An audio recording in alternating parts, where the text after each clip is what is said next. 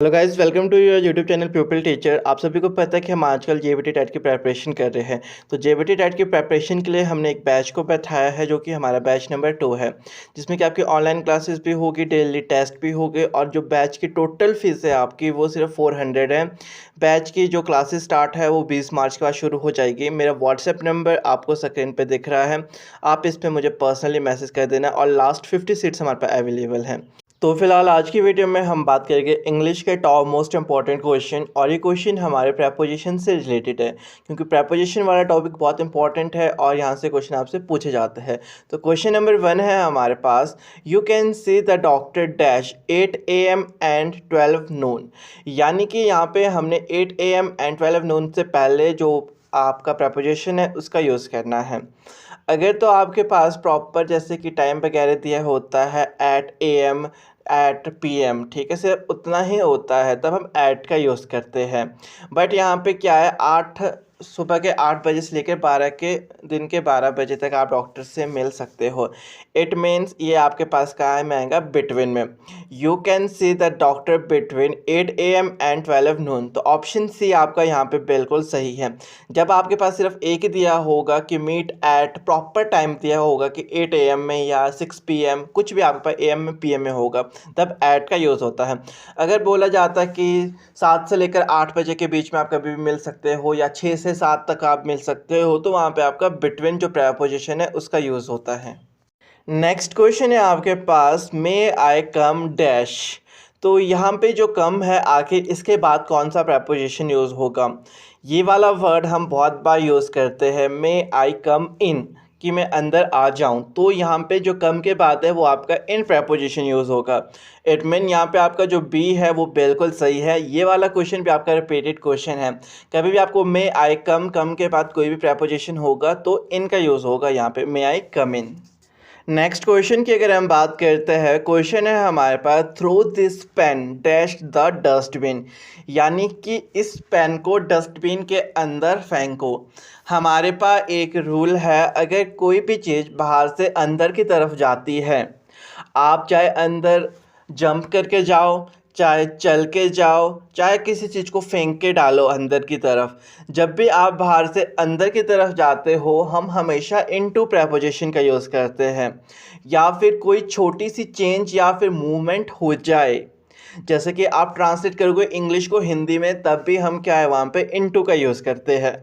तो यहाँ पे भी आपका जो प्रेपोजिशन यूज़ होगा वो इनटू प्रेपोजिशन यूज़ होगा। इट मीन ऑप्शन जो ए है आपका वो बिल्कुल सही है, throw this pen into the dustbin, क्योंकि बाहर की तरफ से क्या है, पेन को अंदर डस्टबिन के अंदर डाला जा रहा है। एक और क्वेश्चन यहाँ से बहुत बार पूछा जाता है, the fox jumped dash the well. तो फॉक्स जंप था तो इनटू द वेल, ये वाला क्वेश्चन बहुत रिपीटेड है यहाँ पे आपके पास। नेक्स्ट जो क्वेश्चन है हमारा, ये है आपके पास, you have finished dash last. एक चीज़ आपने ध्यान रखना, अगर कभी भी बिगिनिंग होती है तब भी आप उससे पहले एट द बिगनिंग, या एंड होता है एट द एंड, और जब लास्ट आता है उससे पहले भी आपका एट प्रेपोजिशन यूज़ होता है।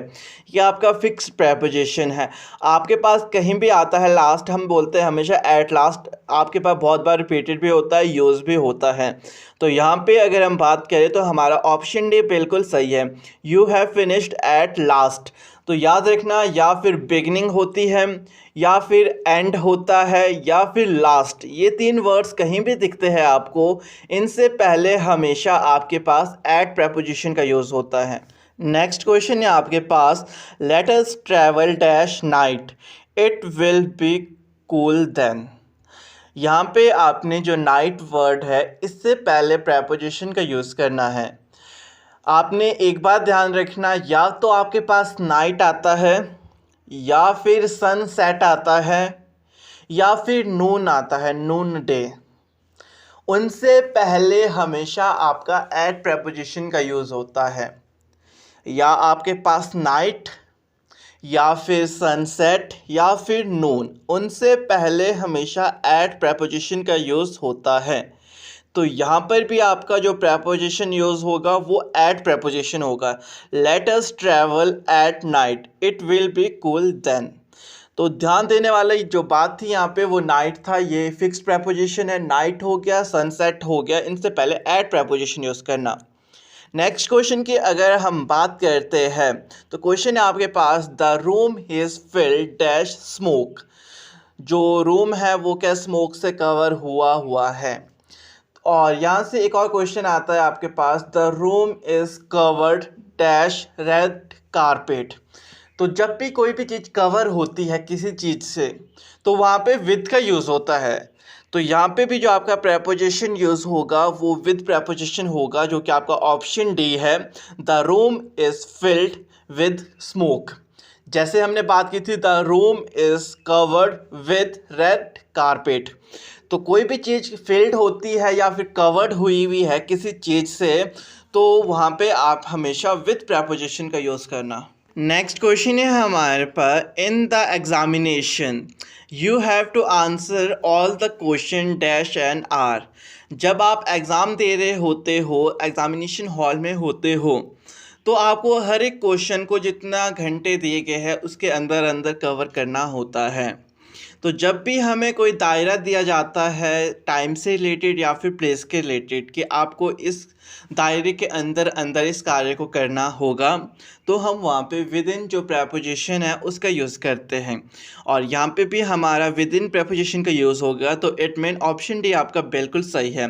In the examination you have to answer all the questions within an hour. तो याद रखना, आपने कहीं पे भी आपको लगता है कि कोई दायरा दिया गया है आपके पास, किसी दायरे के अंदर अंदर या बोल जाता है कि आपको 10 मिनट के अंदर अंदर यहाँ पे पहुँचना है, या फिर जो मेरा घर है वो थोड़ी सी ही दूरी पे है, थोड़ी सी ही दूरी है मतलब विद इन, तो वहाँ पे आप विद इन का यूज़ करोगे। प्लेस और टाइम अगर दायरे में होता है तो विद इन का यूज़ होता है। नेक्स्ट क्वेश्चन है हमारे पास, these 4 monkeys always quarrel dash themselves in cage. तो जब भी 4 या नंबर्स आते हैं आपके पास, अगर 2 चीज़ों के बारे में बताया गया होता है या डिफ्रेंशिएट होता है तो बिटवीन का यूज़ होता है। 2 से ज़्यादा होती है जैसे कि 3 हो गया, 4 हो गया या फिर अनगिनत हो गया, तो आप वहाँ पे अमंग का यूज़ करते हो। तो यहाँ पे आपका प्रेपोजिशन जो यूज़ होगा वो अमंग होगा, यानी कि option C, these 4 monkeys always quarrel among themselves in cage. ध्यान देने वाली सिर्फ बात यह है, अगर 2 चीज़ों के बारे में बात हो रही है तो बिटवीन का यूज़ होगा, अगर 2 से ज़्यादा चीज़ों के बारे में बात होगी तो आप वहाँ पे अमंग का यूज़ करोगे। और यहाँ से आपके पास बहुत बार क्वेश्चन आता है बिटवीन और अमंग से रिलेटेड, क्योंकि बच्चे कंफ्यूज हो जाते हैं डिस्ट्रीब्यूशन कर रहे होते हैं। जब ना किसी भी चीज़ को डिस्ट्रीब्यूट हो रहा है तब भी हम बिटवीन और अमंग का यूज़ करते हैं। रूल सेम रहता है, अगर 2 चीज़ों के बारे में बात होगी तो बिटवीन, 2 से ज़्यादा होगी तो अमंग का यूज़ करना।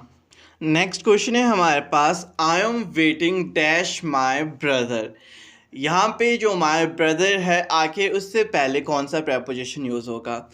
अगर आपके पास कभी भी कोई चीज़ बताई गई है कि आप किसके लिए वेट कर रहे हो या फिर किसके लिए कार्य कर रहे हो या फिर किसको कब से लेकर जानते हो, प्रॉपर टाइमिंग बताई जाती है कि मैं 10 मिनट से वेट कर रहा हूँ, 1 घंटे से वेट कर रहा हूँ, या मैं इसको 10 साल से जानता हूँ, मैं यहाँ पे 5 साल से नौकरी कर रहा हूँ। प्रॉपर टाइमिंग या प्रॉपर पर्सन जिसके लिए वेट कर रहे हो तो वहाँ पे फॉर प्रेपोजिशन का यूज़ होता है। तो यहाँ पे आपका जो ऑप्शन सी है वो बिल्कुल सही है, आई am waiting for my brother.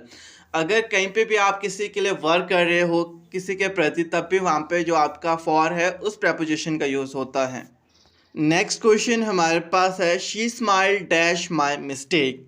तो यहाँ पे जो स्माइल्ड है इसके बाद कौन सा प्रेपोजिशन यूज़ होगा और माई मिस्टेक से पहले कौन सा प्रेपोजिशन यूज़ होगा। एक बात आप ध्यान रखना, 2 वर्ड आपके पास स्माइल्ड और लाफ्ड, इनके बाद हमेशा एट प्रेपोजिशन का यूज़ होता है अगर मी और माई का यूज़ होता है। She smiled at my mistake, she laughed at me. तो याद रखना, एक स्माइल्ड और एक है लाफ्ड, इन दोनों का अगर यूज़ होता है उसके बाद आपके पास एट प्रेपोजिशन का यूज़ होता है। ये आपका फिक्स्ड प्रेपोजिशन है और इस तरह का क्वेश्चन आपसे बहुत बार पूछा जाता है, स्माइल्ड वाला भी और लाफ्ड वाला भी। नेक्स्ट क्वेश्चन है हमारे पास, what time did you arrive dash the station. तो यहाँ पे जो अराइव है इसके बाद आखिर कौन सा प्रेपोजिशन यूज़ होगा। तो यहाँ पे भी आपका एक फिक्स्ड प्रेपोजिशन यूज़ होगा, उसको आपने ध्यान में देना क्योंकि वो क्वेश्चन आपसे बहुत बार रिपीटेड होता है। यानी कि अराइव वर्ड कहीं भी आपको दिखता है या फिर अराइव्ड, ज़रूरी नहीं अराइव ही होगा, कई बार ईडी भी लगा होता है अराइव्ड, उसके बाद हमेशा जो आपका एट प्रेपोजिशन है उसका यूज़ होगा। इट मीन्स यहाँ पे आपका जो ऑप्शन नंबर बी है वो बिल्कुल सही है। What time did you arrive at the station. तो ध्यान देने वाली क्या बात है, अगर आपका कहीं भी अराइव या अराइव्ड जो वर्ड आता है उसके बाद आपका जो एट प्रेपोजिशन है उसका यूज़ होता है, या फिर आपके पास प्रॉपरली कोई टाइम आता है जैसे कि 7 o'clock 6 o'clock 5 AM 2 AM, तो आप वहाँ पे एट प्रेपोजिशन का यूज़ करते हो।